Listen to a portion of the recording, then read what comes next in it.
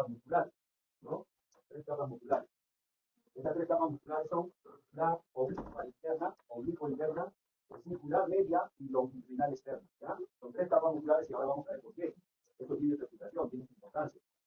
Está dividido en un fundus, cuando trazamos una línea desde donde termina el esófago, un cuerpo con curvatura mayor y curvatura menor, una área más o menos triangular que se llama antropilórico, ¿ya? Y un canal que nos conduce al píloro, ¿ya? Este es el píloro, es un esfínter muscular muy fuerte que sella herméticamente, tapa totalmente, es un esfínter, por eso se llama esfínter, de manera que cuando es necesario no deja pasar y cuando es necesario se entreabre o abre para dejar pasar el contenido del estómago hacia el duodeno. Se continúa con la primera porción, porción horizontal del duodeno y porción vertical o segunda porción.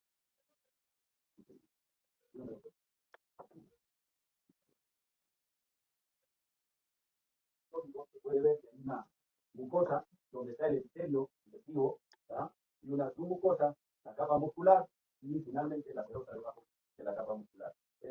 Como repito, la mayoría de los aparatos digestivos son circular interna y longitudinal externa que tienen estas capas. Dentro de las musculares, dentro de las funciones.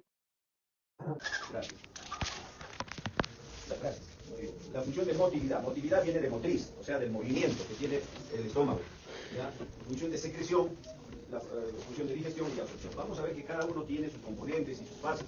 La motilidad se trata del almacenamiento que tiene el estómago para recibir todos los componentes del bolo alimenticio. Luego la mezcla que realiza y la propulsión, vamos a ver por qué se llama propulsión y mezcla, y el vaciamiento que realiza el estómago. Todo eso lo realiza con los músculos. Y ahí está la explicación de las 3 capas musculares, porque sus movimientos son, como vamos a ver luego, muy importantes y de ciertas características. El tercio medio del estómago sirve de marcapaso, porque cuando caen los alimentos desde el esófago hacia esa zona, se inician las ondas peristálticas enérgicas, como vamos a ver ahora, ondas que hacen el mezclado, la propulsión y luego el vaciamiento. La secreción se refiere a la secreción de jugos digestivos, el jugo gástrico, que en realidad está formado por ácido clorhídrico y una serie de jugos enzimáticos para poder desdoblar, sobre todo el ácido clorhídrico, para poder desdoblar el contenido del bolo alimenticio en fracciones muy diminutas, iniciando de esa manera la digestión. Está formado por una serie de células glandulares, como las células del cuello, las células principales, las células parietales, células G, células pilóricas, células D, ya lo vamos a ver, células enterocromafines, etc. Y tiene 3 fases, una fase cefálica, gástrica e intestinal. Vamos a ver en qué consiste estas 3 fases. La digestión, ¿qué es lo que digiere? ¿Qué es lo que realmente termina de digerir o qué inicia de digerir? En el estómago solamente va a iniciar la digestión de las proteínas y de algunos lípidos. Los almidones, los carbohidratos, no se digieren nada, no hay enzimas digestivas para los carbohidratos en el estómago. ¿Ya? La absorción, y vamos a ver esto cómo se realiza. La absorción está dado por el agua, el alcohol, la cafeína, ¿ya? Que son los que se absorben. No se absorben nutrientes en el estómago, solamente el agua, el alcohol y la cafeína. Y algunos fármacos, ¿ya? Hay fármacos que se pueden absorber por vía digestiva. El estómago tiene una gran capacidad de almacenamiento, ¿ya? Se puede almacenar desde 1500 mililitros, es decir, litro y medio, 2 litros y medio, 3. Es un órgano muy noble, flácido, obedece a lo que tú le exiges, ¿ya? Por eso es que hay muchas cirugías de estómago en los que tienen sobrepeso, cuando se hacen cirugía bariátrica, donde se corta una porción del estómago, el mínimo, para disminuir el peso en los obesos, y puede fracasar porque si el operado vuelve a comer en igual intensidad que comía antes, el estómago vuelve a crecer y de nada sirve esa cirugía. Tiene que ir acompañado de una dieta especial, de un aspecto psicológico, etcétera, ¿no? La ansiedad y tratar una serie de cosas cuando se opera ese tipo de cirugías. Entonces, el pH del interior del estómago es un pH muy ácido, 0.8 a 1, 1.5, 1.8, ¿ya? Ese es el rango de pH dependiendo del tipo de alimento que ingerimos. Alimentos más ácidos, por supuesto, se vuelven más ácidos. Más alcalinos, lo neutraliza un poco y puede llegar hasta 1.8 o 2. ¿Ya? ¿Qué significa el ácido clorhídrico? El ácido clorhídrico, como su nombre lo dice, es un ácido, es el ácido más fuerte que existe en la naturaleza. No existe otro ácido más corrosivo y más fuerte en la naturaleza que se haya inventado, que exista, más que el ácido clorhídrico. En la industria se utilizan, se llama ácido muriático, ¿ya? Pero es el ácido clorhídrico. También lo utilizan los narcos para hacer ¿no? La cocaína, todas esas cosas, ¿ya? Entonces, es importante saber que esa acidez es suficiente para perforar cualquier órgano. Si pusiéramos unas gotas en nuestra mano, ya a los pocos segundos pasan las gotas hacia abajo, perforan. ¿Y cómo es que el estómago no se perfora? Justamente ahora vamos a ver qué mecanismos de protección hay en el estómago que permiten que no se altere el estómago y podamos este ácido, por lo tanto, corroer, destruir, cortar los enlaces de muchas sustancias, de muchas moléculas, hasta moléculas ya más pequeñas que puedan ser ya por las enzimas digeridas en el intestino delgado. O sea, en el estómago se inicia la parte más dura, más fuerte. Vamos a ver este video y luego vamos a seguir complementando la clase. ¿no es cierto? Miren, ¿se ve el cursor? ¿Se logra ver el cursor? Sí. Ya. Ven ahí el bolo alimenticio. Ya, bolo alimenticio. ¿Ya? Y aquí tenemos el contenido. Si ustedes se dan cuenta, está cerrado el pilo. Entonces, cuando hay un contacto con esta parte que está al frente, en el tercio medio del estómago, se inicia una onda A, que ustedes ven ahí. Una onda A que viene desde el fondo del estómago, una onda A, una onda contráctil, que empuja el contenido hacia el píloro. Y es muy enérgico, es una onda muy fuerte. Y ese contenido va a ir con mucha fuerza hacia el píloro, pero el píloro está cerrado. ¿De acuerdo? Como está cerrado, no pasa nada, es hermético el cierre. Está terminando de pasar la onda A y viene la onda B, ¿de acuerdo? La onda B igualmente viene con energía, empuja el contenido hacia el píloro, pero como está cerrado, el contenido choca violentamente, como que nosotros queremos salir en masa con mucha violencia por la puerta, pero está cerrado y no vamos a poder. Entonces, es como una ola que choca contra el muro y regresa con mucha fuerza. Eso es el mezclado. Y la energía con la que empuja la onda peristáltica es la propulsión. ¿Están entendiendo? ¿Ya? Y por eso se llama propulsión y mezclado. ¿Ya? Y eso es importante. Y eso se va repitiendo, la onda C, la onda D, y así sucesivamente se van repitiendo las ondas que empujan como un chisguete hacia el píloro. ¿Ya? Como tratando de exprimir esta parte, como que yo trato de con esta onda de exprimir y empujarlo todo para allá, pero como está cerrado, regresa el contenido. Y es de esa forma como el ácido clorhídrico, ¿ya?, se mezcla con todas las partículas del bolo alimenticio, destruyendo sus enlaces y haciéndole cada vez partículas más pequeñas. Cuando estas partículas alcanzan tamaños menores a 3 milímetros, o sea, muy pequeños, empieza a entreabrirse el píloro, se entreabre el píloro. Por supuesto, no se entreabre más de 3 milímetros, porque si no pasarían partículas más grandes. Y como las ondas vienen y siguen viniendo, en cada onda va saliendo con un chisguete, ¿no? Cada chisguete es de 1 a 4 mililitros, ¿entienden? ¿Ya? Entonces, como esto funciona como una bomba que está empujando, cuando ya empieza el vaciamiento, se le llama esto bomba pilórica. ¿Ya? Bomba pilórica, porque cada onda está empujando y cada onda empuja y logra hacer pasar un contenido de 1 a 4, siempre y cuando las partículas son menores. ¿Por qué? Porque solamente está abierto 3 milímetros. Las más grandes no pasan, ¿ya? Hasta que en ese movimiento de ir y regresar, ¿no?, se sigue mezclando con el ácido clorhídrico y por supuesto se va triturando y al final llega a 3 milímetros y finalmente pasa. ¿Entendieron lo de propulsión mezcla y lo de vaciamiento y la bomba pilórica? ¿Sí? ¿Está claro eso? Jóvenes, ¿entendieron? Sí. Ya, muy bien. Entonces, una vez que se convierte en esta sustancia ya más fluida, que no tiene partículas sólidas enteras, sino muy finas, ¿no?, entonces se llama quimo. Cambia de nombre, ya no se llama bolo alimenticio, se llama quimo. ¿Ah? Muy bien. Esto es como un cuadro que les voy a explicar primero y después ya ustedes lo pueden ver con mayor, con repasado, ¿ya? Entonces, el estómago va a tener, lo que les acabo de explicar es la parte de la motilidad. Sin embargo, la motilidad tiene un regulador. ¿Quién le regula la motilidad? Le regula no solo la motilidad, también la secreción, el duodeno. ¿Por qué? El duodeno está colapsado, normalmente es colapsado, no está redondo, lleno de líquido, no, está colapsado. Una vez que ya las partículas empiezan a salir, el contacto, la distensión del duodeno con el contenido que viene del estómago con el quimo, va haciendo que esta parte del duodeno le vaya enviando mensajes al estómago vía sistema nervioso bientérico, vía ganglio simpático, vía nervio vago, ya le va mandando información de que está llegando un contenido. Así también la irritación de la acidez, porque esto es muy ácido, acabamos de decir, de 0.8, ¿no?, a 1.8, entonces es muy ácido. Y esto detecta esa acidez, por supuesto tiene mecanismo para neutralizar, como lo veremos en la siguiente clase. Entonces, esa acidez va a también servir, va a ser captado, ¿no?, para llevar información al estómago de que está llegando sustancias ácidas. La carga osmótica, ¿ya? La carga osmótica, por supuesto la acidez también irrita la mucosa intestinal, que sirve también de mensaje. La osmolaridad, porque esta sustancia cada vez tiene más carga osmótica. Y a medida que va llegando más carga osmótica también sirve de mensaje, ¿ya? Y la presencia de los productos más triturados. ¿Para qué son estos mensajes? Para decirle al estómago que ya vaya disminuyendo el envío, porque ya está llegando suficiente cantidad, ya hay suficiente, dame tiempo, como que el modelo dice, dame tiempo para yo poder hacer mi trabajo con las enzimas que tengo que hacer la digestión acá. A mí me toca mi parte. Si tú me sigues enviando, ya no puedo hacerlo. Entonces, inhibe, ¿ya? Regula esos movimientos de motilidad, de mezcla, perdón, de lo que acabamos de hablar, de mezcla, de propulsión, de vaciamiento, ¿ya? Entonces, el intestino delgado es uno de los principales reguladores de la motilidad del estómago. Y ya hablaremos más adelante de otras cosas más. En cuanto a la secreción, el jugo gástrico, que contiene una serie de sustancias que vamos a ver ahora, va a ser secretado en 3 etapas. primero una etapa llamada fase cefálica, una fase gástrica y una fase intestinal. ¿De acuerdo? ¿Ya? Una fase cefálica que está mediada por el nervio vago, ¿ya? Está mediado por el nervio vago. ¿En qué consiste? Cuando nosotros estamos, por decir, ya a las 12 del día, haciendo nuestras cosas, de pronto sentimos un olor a chicharrones, ¿no? Eso, el solo sentir el olor, o el pensar en una comida, o en verlo, ¿no? O en ver la comida, ya inicia vía nervio vago, ¿no? Vía nervio vago, nosotros vemos, olemos, sentimos, pensamos en la comida, vía nervio vago viene a estimular a las glándulas, sobre todo a las células parietales, para que secreten el ácido clorhídrico. Ya vamos a ver cómo lo estimula, ¿ya? Entonces, esa fase del nervio vago, recuerdan ustedes los núcleos de origen del nervio vago, que entre el mesencéfalo y el bulbo raquídeo tiene núcleos, ¿no? Tiene 3 principales y uno accesorio. ¿Recuerdan? ¿Recuerdan el núcleo del nervio vago? Ya les dije, ya les he mencionado. Y es fácil de aprender. El vago, cuando ustedes ven un vago en la calle, para solo, ¿no es cierto? ¿Ya? Para solitario, es ambiguo, porque no sabe cómo va a reaccionar, no sabe cómo se comporta, ¿no es cierto? Y para tirado en una vereda de espalda, de dorso. Entonces, ¿cuáles son los núcleos? El núcleo solitario, el núcleo ambiguo y el núcleo dorsal del vago. ¿Ya? Entonces, acuérdense, los núcleos del vago, ¿cuáles son?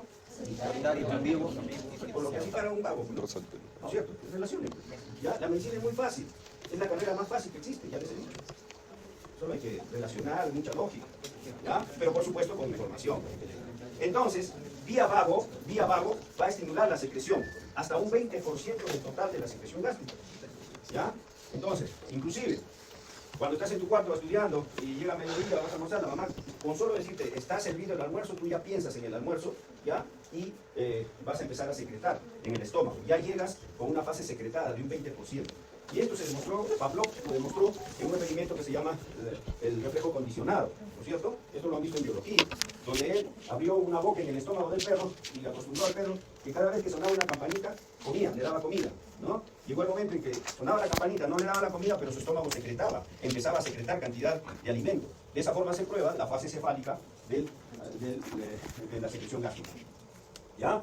La otra fase, la fase mediado, entonces, esa, antes de pasar, esa está mediado por el nervio vago, es un reflejo, la fase cefálica mediada por el nervio vago. La fase gástrica es cuando hay el contacto ya del bolo alimenticio en el estómago, ya, se empieza a llenar el estómago, esa distensión del estómago va a estimular la secreción del jugo gástrico. Si a esto lo sumamos todo lo que el vago trae, ¿no? Los reflejos entéricos locales, el mecanismo de la gastrina, que ya vamos a ver, ¿no? Que se da la fase gástrica. Entonces, esto está mediado por una hormona que se llama gastrina, ¿ya? Está producida por unas células que están en el antro pilórico, las células G, ¿ya? Entonces, esa va a estar mediado. Y esta que produce el 60%, algunos autores dicen el 70%, ¿ya? De toda la fase cefálica, o perdón, de toda la secreción gástrica, ¿no? Y recuerden, fase cefálica, fase gástrica y la fase intestinal, que ya estábamos conversando, que el duodeno, al entrar en contacto con sustancias, también inhibe, regula la secreción, no solo la motilidad que hemos visto hace un rato, sino también la secreción, haciendo que disminuya la cantidad de secreción gástrica, porque ya no es necesario, el duodeno está recibiendo ya el quimo, ¿ya? Entonces, entendido estas tres fases, si nosotros vamos a repasar histología, porque se supone que ustedes ya deben venir con ese conocimiento de histología, porque ya lo están haciendo, ¿no es cierto? A ver, esta es la mucosa, la submucosa y todas las capas que no voy a repasar porque no pierdo tiempo, no es histología. Solo debo decirles que todo lo que se eleva de la mucosa para arriba se llama vellosidad. En vellosidad estomacal, si es en el intestino, vellosidad intestinal. Todo lo que se hunde por debajo de la mucosa se llama cripta, ¿ya? Cripta. ¿Estamos? ¿Están entendiendo? La cripta coincide con, en la cultura Paracas, enterraba a sus muertos en unas criptas. O sea, habría unos huecos debajo de la superficie de la tierra, del suelo, habría unos huecos en forma de porongos, y ahí metía en posición fetal, embalsamando a sus muertos. Eso se llama cripta, y ahí deriva el nombre de cripta, ¿no? También en Egipto, en varias culturas, se han encontrado en criptas, ¿ya? Sus muertos. Entonces, esta es una cripta que se hunde debajo de la mucosa, ¿ya? ¿Qué componentes vamos a encontrar? Esto es un esquema, ¿ya? En este esquema, en la base de la cripta vamos a encontrar células endocrinas o células enterocromafines. Estas células endocrinas o enterocromafines, si bien es cierto, aquí en el esquema está en la base, pero puede estar una que otra hasta la mitad de la cripta, puede estar. Su hábitat es siempre la profundidad de la cripta. Estas células endocrinas van a elaborar gastrina, somatostatina o también histamina, ¿no? Cuando elaboran histamina, como vamos a ver en el otro esquema, se llaman células enterocromafines. Entonces, estas células están en la parte profunda de la cripta, que elaboran gastrina, somatostatina y histamina. Luego tenemos estas de acá, medio moraditas, que son las células principales, ya están a la subida. Por supuesto, pueden haber una que otras más arriba. ¿ya? Que elaboran las células principales, el pepsinógeno, que es una proenzima, ¿ya? Que se elabora como proenzima, ¿ya? Y que al entrar en contacto con el ácido clorhídrico se activa en pepsina. ¿Y la pepsina qué hace? Desdoblar en bloques de polipéptidos a las proteínas grandes, ¿ya? Las desdobla en polipéptidos, todavía no las desdobla en aminoácidos, ¿ya?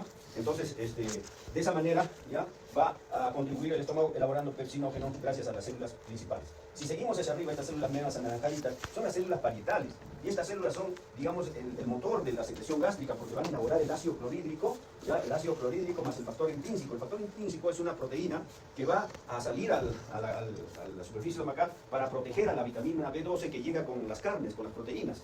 Y protege, porque la vitamina B12 es destruida por el ácido clorhídrico. Lo destruye el ácido clorhídrico. Entonces, el factor intrínseco lo envuelve, lo protege y lo lleva a través del estómago, cruza el estómago, lleva hasta el duodeno, cruza el yeyuno hasta el ilion. Y en el ilion lo suelta la vitamina B12 para que sea absorbido en el ilion y eso lo utilizamos nosotros para elaborar glóbulos rojos, ¿ya? Por eso que en el cáncer, cuando no se elabora factor intrínseco, el paciente tiene anemia, ¿ya? Porque la vitamina B12 necesaria para elaborar los glóbulos rojos son destruidos por el ácido clorhídrico. Eso se llama anemia perniciosa, pregunta de examen, ¿ya? Perniciosa. Muy bien. Ya vamos a ver cómo funciona esta célula. Luego viene hacia arriba, acá pintada de verdecito, están las células madres. Son unas madres estas células, ¿ya? O stem cell, ¿ya? Células pluripotenciales. No son totipotenciales, son pluripotenciales. Las parietales, o en células del cuello, o en células superficiales.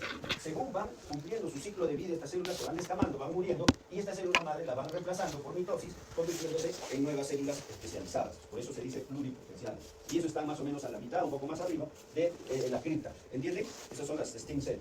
Luego vienen las células del cuello, que están medias marroncitas. Estas células del cuello son muy importantes. Son la causa de la protección del estómago, porque elaboran una secreción fosfolipídica llamada moco, ¿ya? Este moco protege como una capa de gelatina, como una alfombra gruesa, a la mucosa para que el jugo gástrico no haga daño, ¿ya? O sea, tenemos una gelatina gruesa, ¿ya? De moco en el estómago, ¿ya? Vamos a ver ya qué pasa con ese moco en ciertas circunstancias.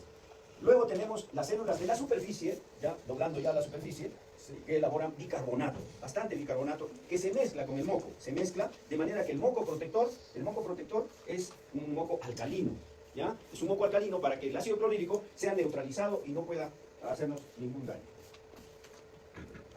Bueno, es el mismo esquema, solo para decirles que estas células moraditas, ¿ya? Son las células enterocromafiles que van a elaborar histamina, secretan histamina, y luego el resto es igualito, ¿ya? Entonces, las gastrinas son elaboradas por las células G, que están ¿dónde? En el antro pilórico, en el antro, ¿ya? Elaboran gastrina.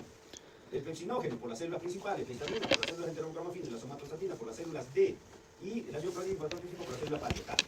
Muy bien. Ahora, acá quiero hacer hincapié en esto. A ver.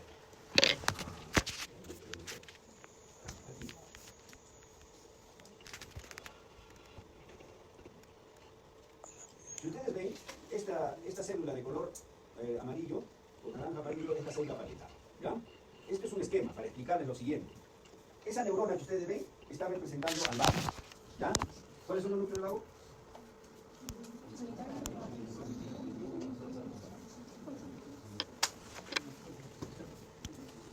¿Cuáles son? Solitario, ambiguo y dorsal del vago. Muy bien. Entonces, ese vago, ustedes saben, como neurotransmisor, el vago secreta acetilcolina, ¿de acuerdo? Y tiene un receptor muscarínico, ¿de acuerdo? Ya. Esta célula parietal tiene receptor para la acetilcolina. De manera que en la fase cefálica, el vago va a estimular directamente a la célula parietal. ¿Para qué? Para que estimule a la bomba. Acá hay una bomba que va de protones que va, vamos a ver cómo elabora protones, que va a disparar protones en cantidad para que se una con el cloro y formen el ácido clorhídrico. Entonces, va a estimular a toda esta bomba. Muy bien. Si ustedes ven también, hay otro receptor. ¿Para quién? Para la histamina. La histamina, ¿quién lo elabora? Las células enterocromafines, ¿ya? Ya. La histamina se elabora también por las células cebadas, como ustedes saben, por sus amplios y profundos conocimientos de biología, ¿no es cierto? Entonces, las células cebadas también producen histamina, pero acá no hay células cebadas, están en todo el cuerpo. Y eso nos hace reaccionar ante las alergias. Cuando te enronchas por una alergia, eso es por la histamina. Pero eso es, en todo el cuerpo hay receptores H1, o sea, histamina 1 para la histamina. Solo en las células parietales hay receptores H2. Entonces acá no va a producir alergia, lo que va a producir es estímulo para la bomba de protones, para que dispare más protones, para producir el ácido clorhídrico. ¿Están entendiendo? ¿Ya? Entonces, aquí tenemos otro receptor, H2, para la histamina, elaborada por las células enterocromafines. ¿Ya? Sigamos. Luego tenemos las células G, que elaboran gastrina. ¿No es cierto? Las células G van a elaborar gastrina, que va a ir a un receptor, que es el mismo receptor de la colecistoquinina. Ya vamos a ver de la cistoquinina qué otras funciones tiene. Pero es un receptor igual a la colecistoquinina, o sea, receta a ambos. La gastrina, ¿qué hace? Estimula la bomba de sodio, perdón, la bomba de protones. ¿Ya? O sea que la producción de ácido clorhídrico está asegurada, porque tiene 3 estímulos diferentes. Uno es neuronal, uno es por histamina y uno es por gastrina. ¿Ya? Entonces, pero eso no queda ahí, sino que el vago también va a estimular a las células enterocromafines para que produzca más histamina.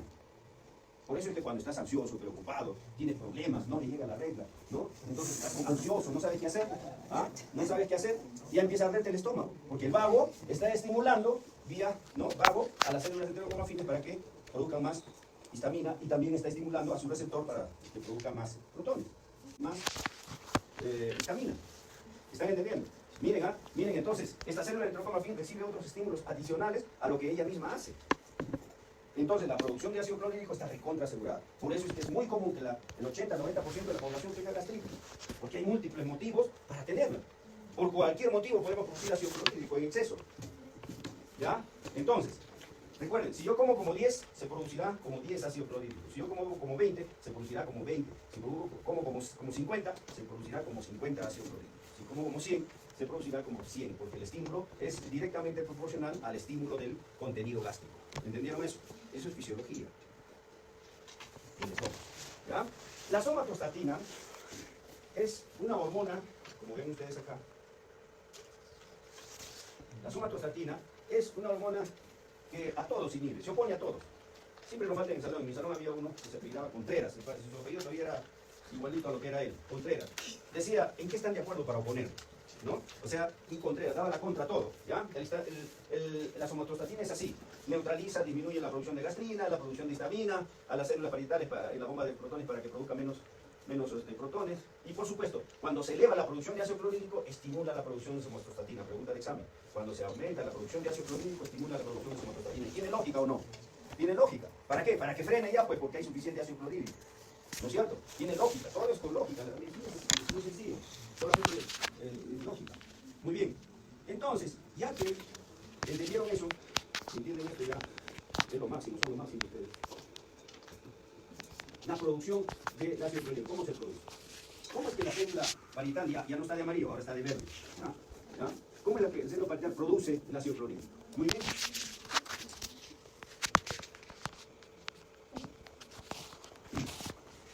La célula parietal, por su metabolismo, produce CO2. Además, todas las células del cuerpo producen CO2, está circulando por la sangre. La célula parietal toma el CO2, la mezcla con el agua, y gracias a la anhidrasa carbónica, ustedes ya la conocen, la anhidrasa carbónica, ¿no? ¿La conocen? ¿A la anhidrasa? ¿La conocen a la anhidrasa? ¿Conocen a la anhidrasa carbónica? ¿No se acuerdan de la anhidrasa carbónica? La primera unidad ¿sobre qué hemos hablado? ¿Sobre qué ha sido la primera unidad? ¿Qué hemos hecho en la primera unidad? ¿No se acuerdan tampoco? ¿Saben en qué curso estamos? ¿Ah? ¿Qué hemos hecho en la primera unidad? ¿Qué hemos estudiado en la primera unidad? ¿Sobre qué es el examen? Membranas celulares. Y por ahí hablamos de la anhidrasa carbónica. Bueno, los que no lo conocen les presento. La anhidrasa carbónica es una enzima que está en todas las células del cuerpo, en la mayoría. Y su función es convertir el CO2 con el agua, hidratarlo al CO2 y convertirlo en ácido carbónico y bicarbonato. El ácido carbónico se desdobla en protones y bicarbonato, se desdobla. ¿Ya? Porque en todo el cuerpo se regula. ¿Recuerdan que hablamos de la regulación del medio interno? Hablamos del medio interno y ahí hablamos de la anhidrasa carbónica. ¿Ya? Entonces, esto en el medio interno se regula de esa manera, que no sea muy ácido ni muy alcalino. Bueno, la anhidrasa carbónica va a convertir el agua y el CO2 en ácido carbónico que a su vez se desdobla en protones y bicarbonato. Si como 10, repito, se producirá como 10 ácidos carbónicos y por lo tanto dará 10 protones y 10 bicarbonatos. Si como 50 bicarbonatos, 50 protones, 50 bicarbonatos. Si como 100 ácidos carbónicos, 100 protones, 100 bicarbonatos. ¿Están entendiendo? ¿Cierto? Sea proporcional a lo que comemos. Muy bien. Entonces, estos protones van a quedar disponibles a merced de esta proteína que usa gasto de energía, que se llama bomba de protones, que es la que va a intercambiar el protón por el potasio, ¿ya? Y va a expeler, va a enviar protones hacia la luz de la glándula de la cripta. Va a mandar protones. Pero el bicarbonato entra hacia la sangre. Se intercambia por cloro. ¿De acuerdo? Hay un intercambio. ¿Ya? Y el cloro sale por el lado opuesto de la célula, ¿ya? Parietal, en forma de cloro iónico. se encuentran en el camino y se unen y forman el ácido clorhídrico. El ácido clorhídrico no se forma en la célula porque la destruiría. ¿Ya? Es igual, el pepsinógeno no se forma en la célula principal, porque no se forma como pepsinógeno, como pepsina, sino como pepsinógeno, que no tiene actividad. El ácido clorhídrico la activa. ¿Por qué? Porque si se formara como pepsina, la destruiría la célula principal. ¿Ya? Por eso es que se forman como precursores. Entonces, de esa forma, en la luz se va encontrando el cloro con el protón, formando el ácido clorhídrico. Felizmente, en la luz ya hay moco que está producido por las células del cuello y las superficiales mezcladas con bicarbonato, que está cayendo al fondo de la cripta, ¿ya? Protegiendo eso. ¿Entendieron la formación de ácido clorhídrico? Pero acá viene algo importante, ¿ya? El bicarbonato entra a la sangre. Si come más, entra más. Si sigue comiendo, entra más. ¿Y la sangre qué se forma? ¿Se vuelve ácida o alcalina? Alcalina, porque está entrando bicarbonato. Entonces, la sangre se vuelve alcalina y la sangre alcalinizada da síntomas, como laxitud, sensación de sueño. Por eso es que después de una copiosa comida, dices, vamos a hacer la siesta. Porque te da el sueñito, pues, ¿no? Quieres dormir. Eso es producto de la alcalinidad que se torna en la sangre, por supuesto momentáneamente, debido a la ingesta de los alimentos. Cuanto más comes, más alcalino se pone. Eso se llama marea alcalina. ¿Ya? Pregunta de examen. En el examen el profesor le va a poner una diapositiva, le va a poner esta célula, o esta tal vez, y te va a decir, a ver, explica la marea alcalina. Ya tienes para estudiar. ¿De acuerdo? ¿En qué consiste la marea alcalina? ¿Cómo se produce? ¿De dónde viene? ¿Y qué pasa? ¿No? De pasadita, ¿qué también se está produciendo? Protones, ¿ya? ¿De acuerdo? Y si te pide, a ver, explica la célula parietal, tienes para hablar mucho más, ¿no? Hablar todo lo que hemos conversado, más la marea alcalina. Y el profesor te va a poner 20, ¿no? En el examen parcial. Estoy hablando del examen parcial, a propósito del examen parcial, de la semana 8, en sus grupos de práctica. El profesor le va a poner una diapositiva a cada alumno, en forma aleatoria, van a salir todos, pero van a poder entrar uno por uno, y le va a poner aquí en la pantalla, no allá, ¿ya? Entonces, y les va a preguntar, le va a hacer una pregunta, y la pregunta es, cuéntame, explícame todo lo que ves en la diapositiva. Por supuesto, como ustedes tienen una gran capacidad de convencimiento, van a convencer lo que ustedes saben, ¿no? Eso no tengo duda. ¿Ya? Muy bien, es una diapositiva por alumno. A ver, ahí tenemos el moco, ¿ya? El moco que está mezclado con el bicarbonato, ¿ya? Y tiene una zona de transición, una zona que va a estar siempre neutralizando al protón, ¿ya? Que está intentando entrar, ¿ya? Y recuerden que la prostaglandina I2 estimula la secreción de bicarbonato. Recuerden eso, la prostaglandina I2, producida por nuestro organismo, por nuestras células, protegen y hacen que se produzca bicarbonato. Pero hay otra prostaglandina, de aquí, miren, la prostaglandina E2, no I, E2, inhibe al receptor H2 para que reciba más histamina. ¿Ya? Entonces, la prostaglandina E2 también es un mecanismo de protección. ¿Ya? Por eso es que no debemos inhibir nuestras prostaglandinas. ¿Sabe quiénes inhiben y evitan que se forme prostaglandina? Los antiinflamatorios. Los antiinflamatorios no esteroideos. El ibuprofeno, el ketoprofeno, el ketorolaco, el naproxeno, etcétera, etcétera. Hay una serie de antiinflamatorios que antes se daba a pastos. Pues hay un caso clínico en la guía de prácticas donde dice que un paciente toma por 5 días cada 8 horas y viene con el estómago hecho trizas.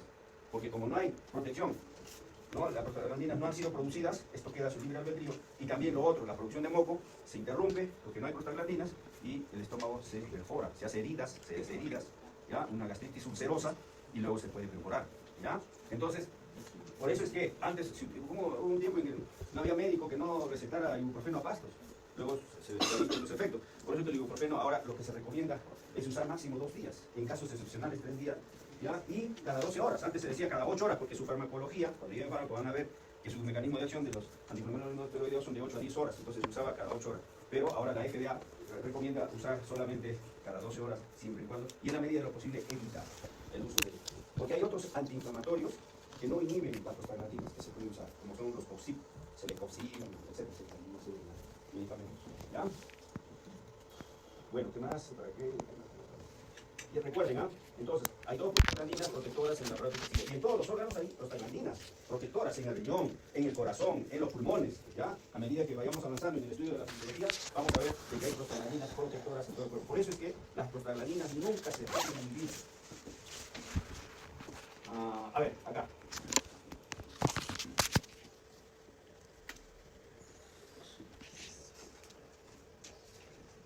Miren, está llegando al estómago el almidón, ¿de acuerdo? Mezclada con la amilasa salival. Hemos dicho que la amilasa salival es una enzima muy potente que va desdoblando los almidones, o los carbohidratos en general.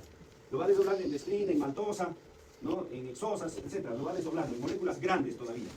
El almidón no sufre ningún efecto en el estómago, nadie le hace nada, el ácido clorhídrico menos, ¿ya? Y los almidones como destrina y maltosa y otras osas van directo, se van hacia el duodeno, donde ahí sí se van a encontrar, veremos la próxima clase, con sus enzimas que lo van a desdoblar en sus elementos principales. ¿Ya? Muy bien. Luego tenemos las proteínas. Hemos ingerido proteínas derivadas de la carne, de la leche, como ejemplo, ¿no? Esto es un esquema, como ustedes saben. Entonces, a las proteínas lo va a encontrar el ácido clorhídrico, ¿no? Que va a activar a la pepsina y juntos van a desdoblarla en polipéptidos y péptidos. ¿De acuerdo? Polipéptidos y péptidos. La leche igualmente, además de tener lactosa, ¿no? Que es un carbohidrato, ¿ya? También tiene proteínas, ¿no? Que el ácido clorhídrico más la pepsina se encargan de cuajarla, ¿no? Yo recuerdo a mis abuelos que tenían sus animales que producían leche. ¿Cómo hacían? Sacaban un pedazo del estómago del toro muerto, ¿no? Del toro que han sacrificado, un pedacito de una recipiente de leche. Y al día siguiente estaba cuajado. Al fondo se iba el cuajo, ¿no? Y encima el agua, el suero. Colaban el suero muy cuidadosamente y quedaba la leche cuajada, lo metían en prensas, se mezclaban con sal y el queso. Así se fabrica el queso. Le estoy dando a grandes rasgos cómo se fabrica. ¿Ya? ¿Y es por qué? Porque en el estómago está la pepsina y el ácido clorhídrico que produce ese cuajo. Ahora en la industria ya no se usa pues pedazos de estómago de la res, sino se usan químicos, pastillitas o gotas que ya no se esperan de un día para otro. En 20 minutos está cuajado toneladas de leche, ¿no? Litros y litros de leche. Entonces, es por este principio, ¿ya? Muy bien. Pero las proteínas que traen vitamina B12, como les digo, también son protegidas por el factor intrínseco. ¿Quién elabora por el factor intrínseco? Las células principales, ¿ya? Y el factor intrínseco es protegido y es llevado hacia el intestino delgado. Entonces, en conclusión, ¿qué se digiere en el estómago? Principalmente las proteínas y algunas grasas, ¿ya? Porque hay lípidos, algunos, sobre todo lipasas que vienen desde la saliva, que no son muy potentes, que todavía no actúan sobre todo los lípidos, por eso es que la digestión de lípidos es muy lenta. Por eso es que cuando comes chancho, ¿ya? Chicharrones, todavía lo sientes después de varias horas, estás lleno. Pero si comes pescado, a la hora ya no hay, está con hambre otra vez. Entonces, ¿por qué? Porque las grasas no encuentran todavía una digestión en el estómago, pero las proteínas sí, ¿no? Y las proteínas del pescado son proteínas más bioutilizables, más rápido. ¿Ya? Muy bien.